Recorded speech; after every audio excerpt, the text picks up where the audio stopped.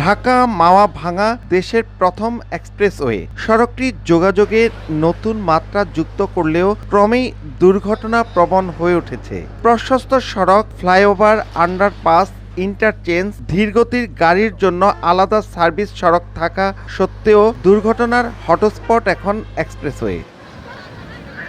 গত ২২ ডিসেম্বর মুন্সিগঞ্জের শ্রীনগরে আলাদা ৬টি স্থানে ১৩টি যানবাহনে দুর্ঘটনায় একজন নিহত ও ২১ জন আহত হন। ৫টি দুর্ঘটনাই ঘন কুয়াশার কারণে। পরদিন ২৩ ডিসেম্বর ঘন কুয়াশায় ধলেশ্বরী ২ সেতুর উপর প্রাইভেট কার ও কাভার্ড ভ্যানের সংঘর্ষে একজন নিহত ও অপর ৫ জন আহত হন। ফায়ার সার্ভিস বলছে বেপরোয়া গতির কারণে দুর্ঘটনা বাড়ছে। তবে যাত্রী ও এলাকাবাসীর অভিযোগ, পুলিশ ও পরিবহন সংশ্লিষ্টদের অবহেলায় বাড়ছে দুর্ঘটনা। গতিবেগ ৮০ কিন্তু গাড়ি চালানো হয় ১০০-র উপরে। প্রত্যেকটা গাড়িতে প্রতিযোগিতা করে কার আগে কে যাবে। ড্রাইভার কন্ট্রোল নাই, রাস্তাঘাট ফ্রি বড় করে দিচ্ছে। বেপরোয়া গতি কমানো যেত, তাহলে এই দুর্ঘটনা এড়ানো যেত। বেপরোয়া গতিতে গাড়ি চালানোর কারণে আমি মনে করি যে এই দুর্ঘটনা ঘটে।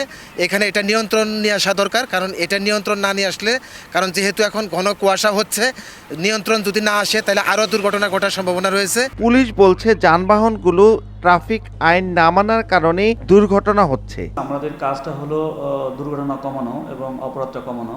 সেক্ষেত্রে এই ক্ষেত্রে বড় গাড়ির পাশে যদি মোটরসাইকেলগুলো বেপরোয়া গতিতে চলে, এটা আসলে অনেক বড় একটা রিস্কি হয়ে যায়।